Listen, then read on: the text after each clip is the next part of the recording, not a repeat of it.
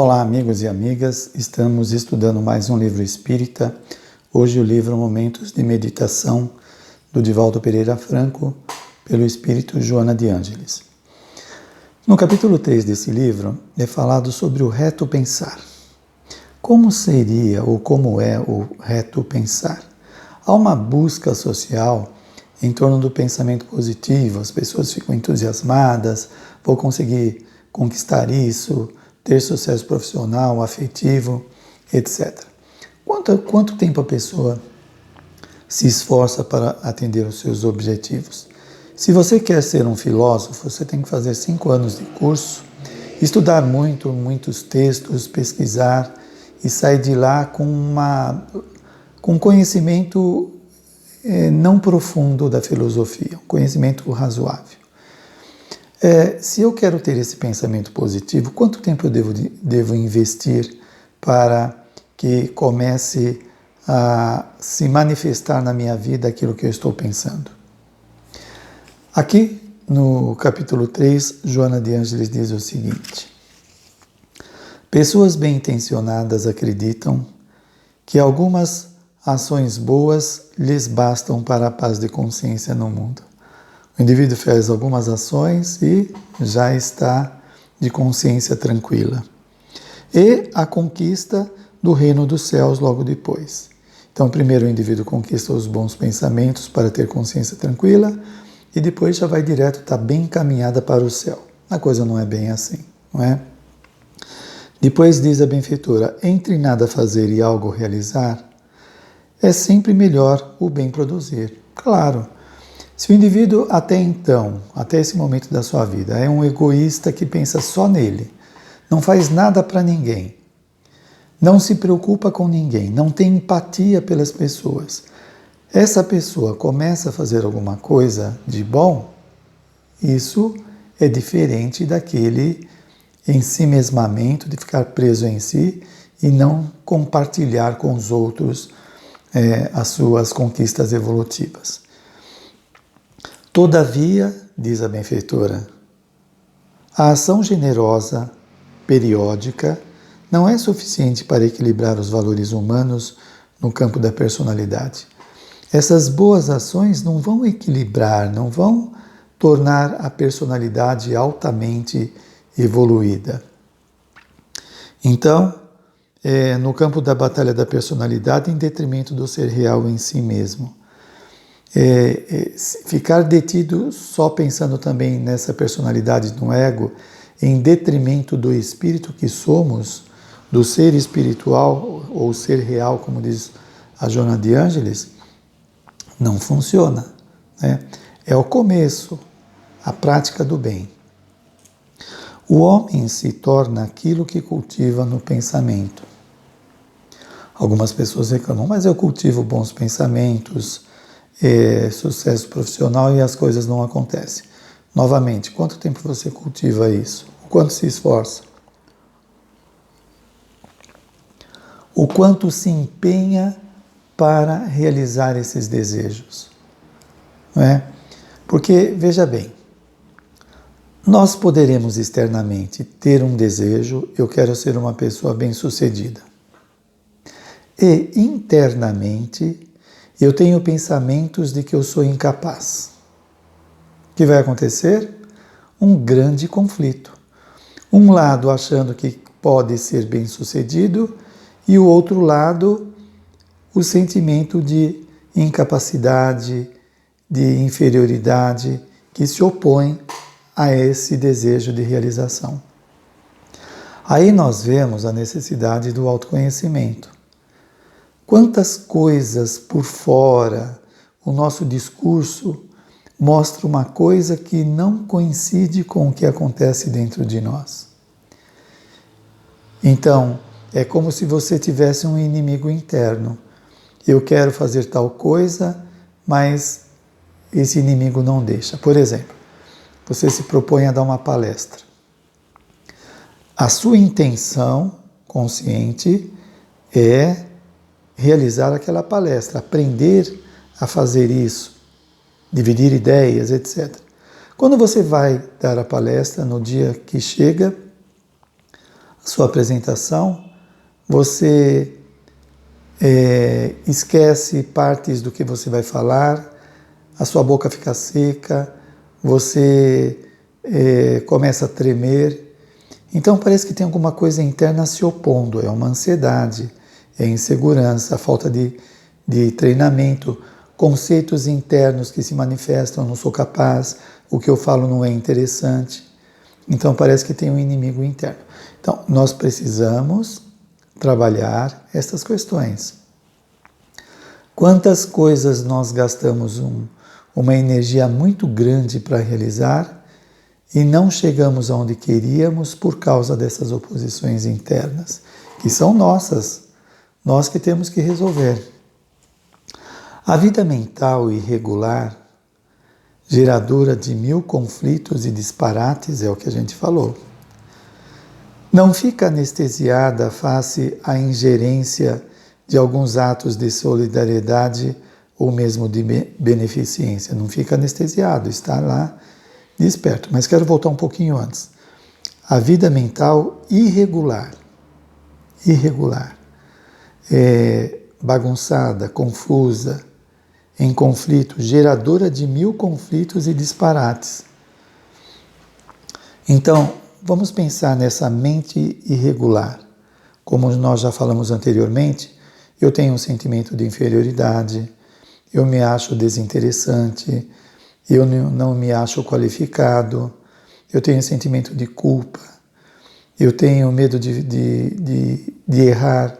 Então, uma série de coisas perturbadoras, de ideias, imagens, emoções, lembranças perturbadoras que geram esses conflitos na personalidade. Quero fazer, mas não consigo. Quero, mas não posso.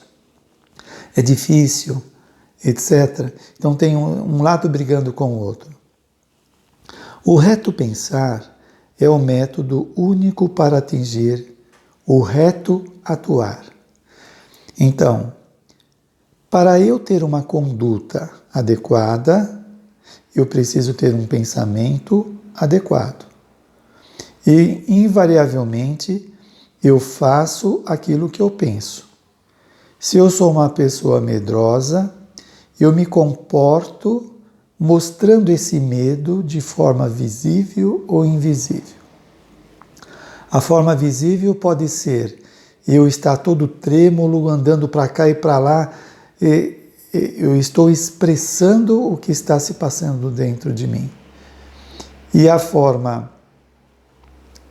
invisível é a ansiedade, o medo, a dificuldade de se expressar.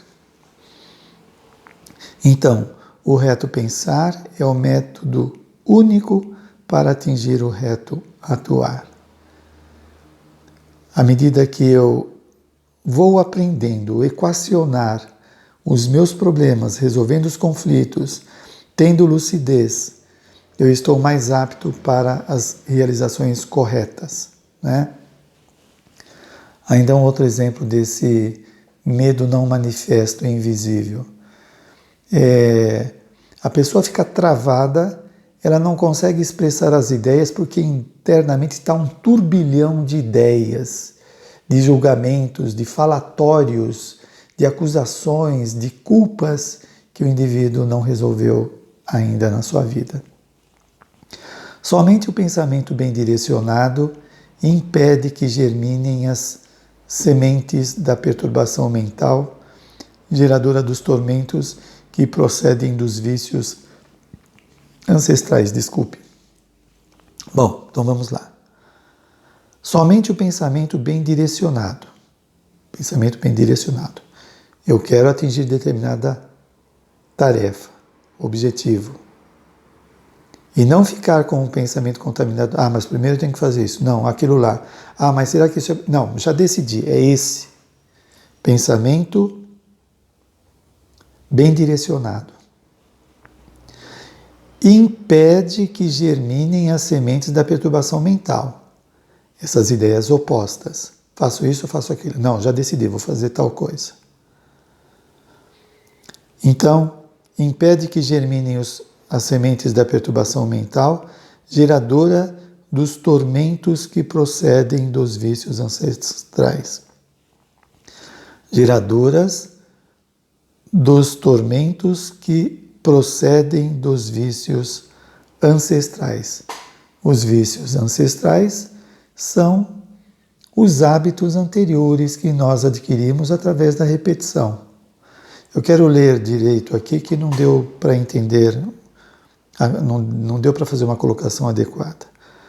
Somente o pensamento bem direcionado impede que germinem as sementes da perturbação mental, geradora dos tormentos que procedem dos vícios ancestrais, que são esses hábitos, esses comportamentos registrados dentro de nós que vão causar perturbações. O reto pensar vai ajudar a não acontecer isso. Então, eu estou com aquele propósito, vem aqueles pensamentos periféricos, eu percebo e não me detenho neles, eu vou naquele objetivo que eu tracei. O esforço para insistir no reto pensar preenche os espaços do pensar mal. Se eu tenho um reto pensar, se eu estou com aquele objetivo, eu não tenho tempo para ficar pensando mal. Olha só.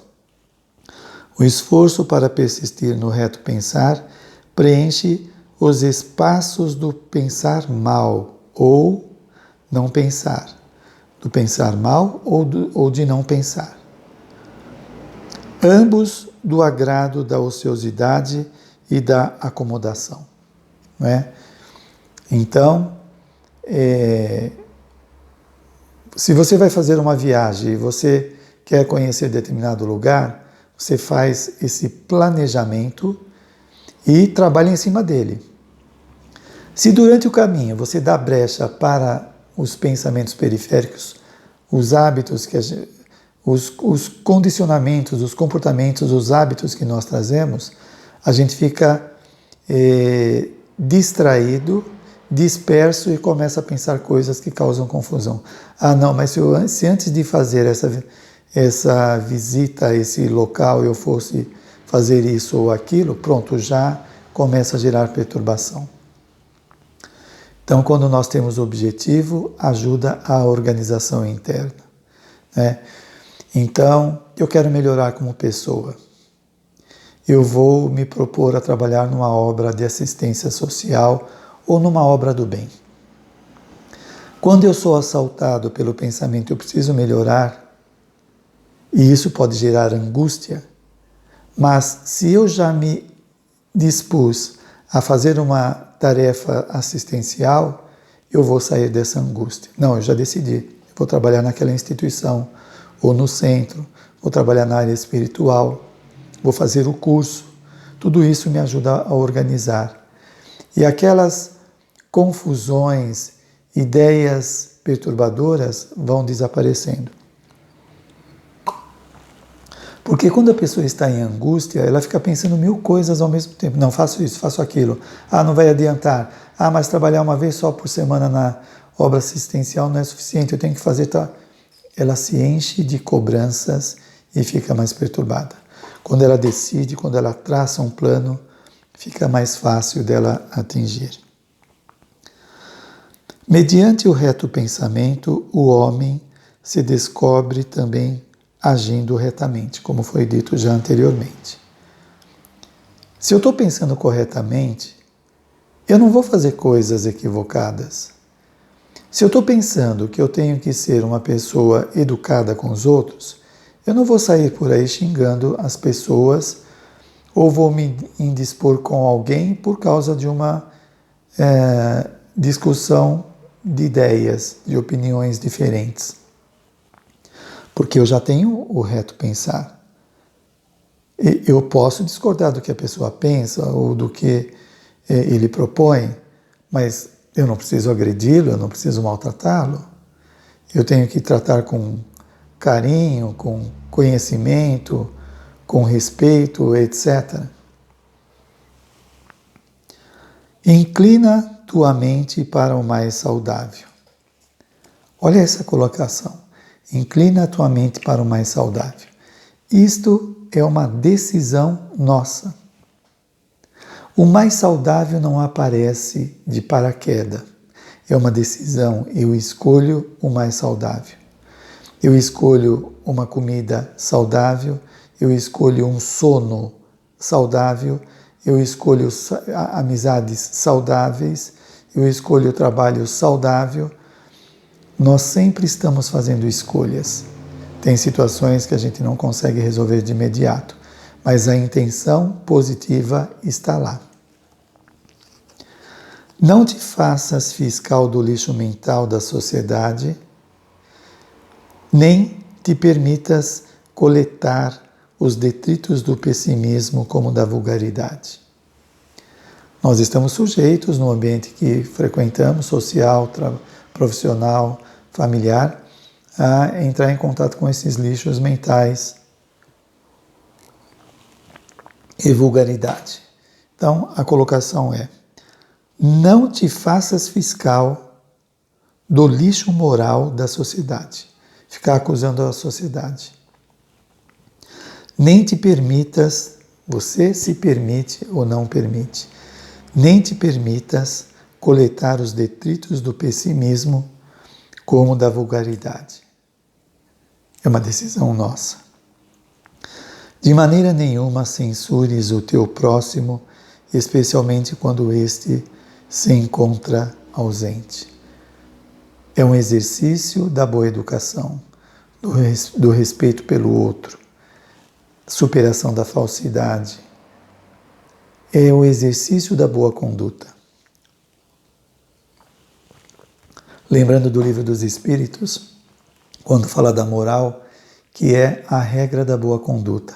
Aprender a ter a boa conduta. Bom, e o Espiritismo vai longe nas reflexões.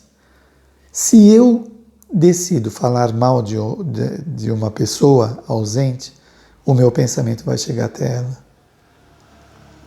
Ela vai responder de alguma forma, ou eu vou gerar um sentimento de culpa, porque ela registrou, ela pensou em mim, eu recebo a imagem mental dela.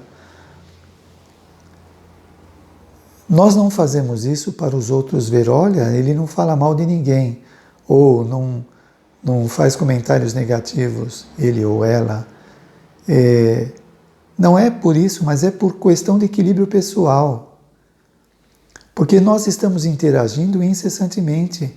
Não importa que a pessoa esteja ausente, não esteja escutando, ela recebe a minha onda mental.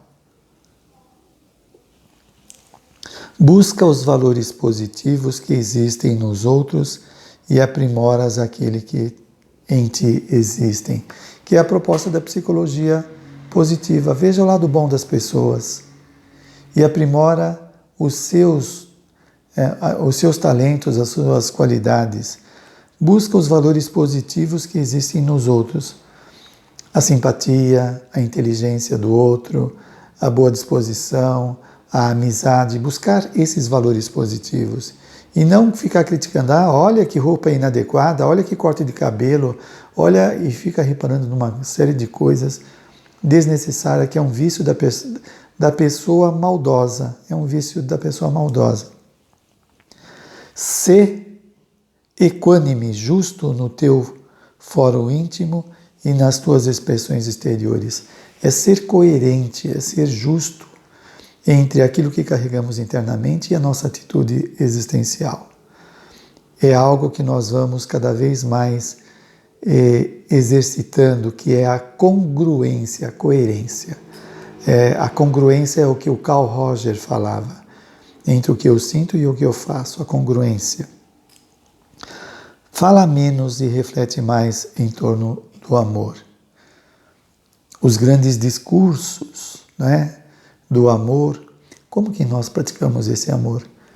Pode ser através de um aperto de mão, pode ser num toque no ombro, pode ser um beijo no rosto, pode ser num olhar. Estamos praticando o amor, compreendendo a pessoa, mostrando que estamos juntos.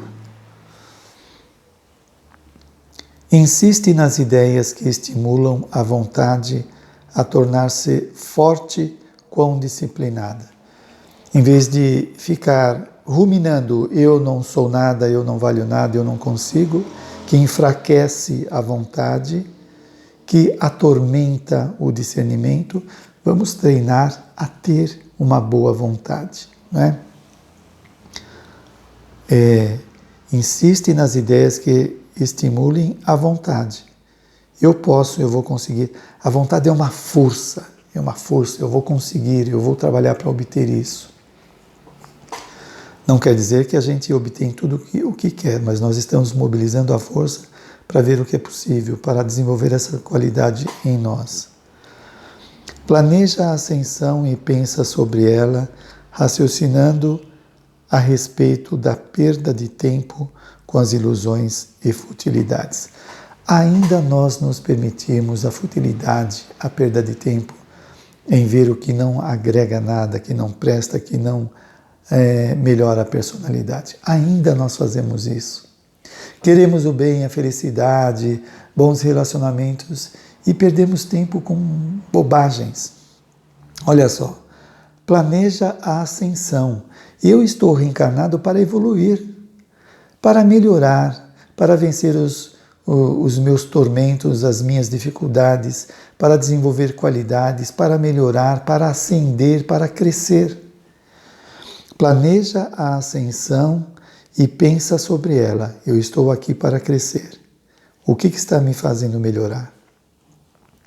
Raciocinando a respeito da perda de tempo, eu estou perdendo tempo ou ganhando tempo? A perda de tempo com as ilusões e futilidades. A ilusão de ter um nome reconhecido socialmente, isso agrega o quê? Se você usa esse conhecimento para fazer o bem, maravilha. Se é somente para uma vaidade pessoal, não vai agregar nada. Supera o temor de qualquer natureza com a confiança de que nenhum mal de fora poderá fazê-lo mal se estiveres bem interiormente, e que somente te sucederá o que venha a contribuir para a tua paz e progresso espiritual. Vamos saborear essa colocação. Supera o temor de qualquer natureza. Precisamos perder o medo de enfrentar a vida, de falar com pessoas, de expor ideias, de passar por crises. Precisamos perder o medo. Nós somos imortais. O nosso Criador é a bondade suprema. Não vai acontecer nada demais conosco que acabe com a gente, que elimine a gente. Não, tudo que acontece é para crescer, para melhorar. Lembra da frase anterior? O que eu estou fazendo que faça eu crescer? Então, supera o temor de qualquer natureza com a confiança de que nenhum mal de fora poderá fazer-te mal. Nenhum mal de fora, uma pessoa, uma situação, poderá fazer mal em mim. Porque sou eu que filtro o que o outro está fazendo ou a situação que eu estou passando, e o que eu penso sobre isso é que pode me fazer mal, mas não aquilo que vem de fora. Então, olha só. Com a confiança de que nenhum mal de fora poderá fazer-te mal se estiveres bem interiormente. Se eu estou bem interiormente, eu filtro. Por exemplo, alguém chega e fala para mim: você é desonesto. Se eu estou perturbado, eu posso ficar super irritado e agressivo. Se eu estou equilibrado, eu filtro. Não, essa pessoa está falando coisas da imaginação dela. Ela está querendo me provocar, não vou entrar nessa.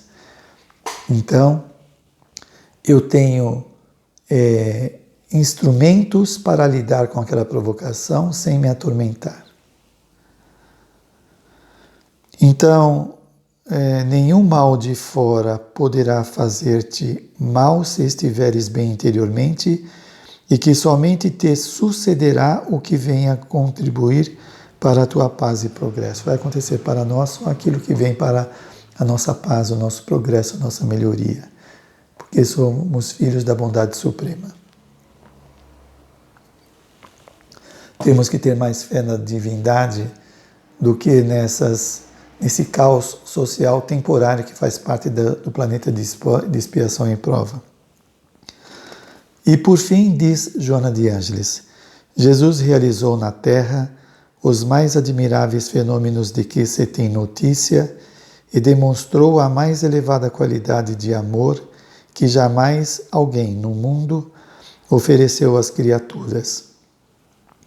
Todavia, o seu reto pensar foi a causa do seu reto agir, o que o fez modelo para ser seguido em todas as épocas.